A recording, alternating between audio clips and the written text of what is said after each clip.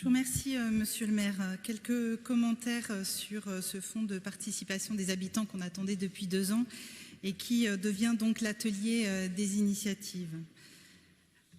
On n'a pas vraiment parlé du FAC tout à l'heure, il y avait ce sujet de la sécurité, j'ai pas pris la parole, on s'est abstenu comme vous l'avez vu parce que je crois encore qu'il faut une remise à plat du dispositif et j'en profite pour vous demander une remise à plat avant le prochain conseil municipal puisque nous sommes maintenant en fin d'année, si on pouvait l'avoir en commission.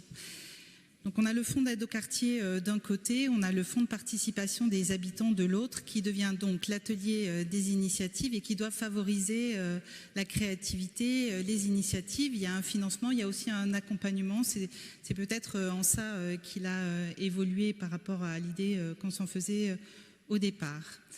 Je suis un peu dubitative sur ce dernier dispositif. Parce que vous avez voulu tendre la main, bien sûr, à ceux qui sont le plus éloignés de la démocratie participative et des prises de décision.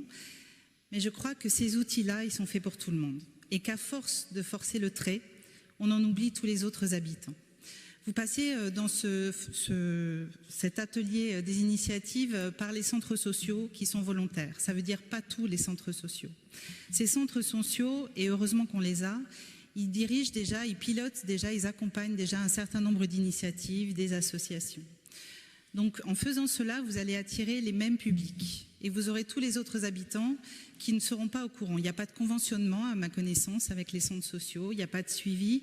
On ne sait pas quelle promotion va être faite du dispositif, de même qu'on ne sait pas comment les mairies de quartier, et c'est en ça que je pensais au fonds d'aide au quartier, on ne sait pas comment les mairies de quartier assurent la promotion de leur dispositif dans chacun des quartiers.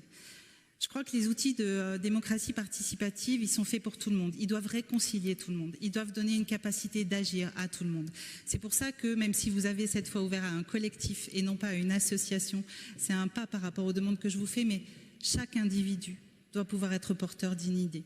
Chaque individu, quel que soit son quartier, quelle que soit sa situation, doit pouvoir intervenir, doit pouvoir avoir le sentiment qu'il peut faire quelque chose pour le bien vivre ensemble. C'est comme ça qu'on va réconcilier tous les habitants ensemble et c'est comme ça qu'on va installer le bien vivre ensemble.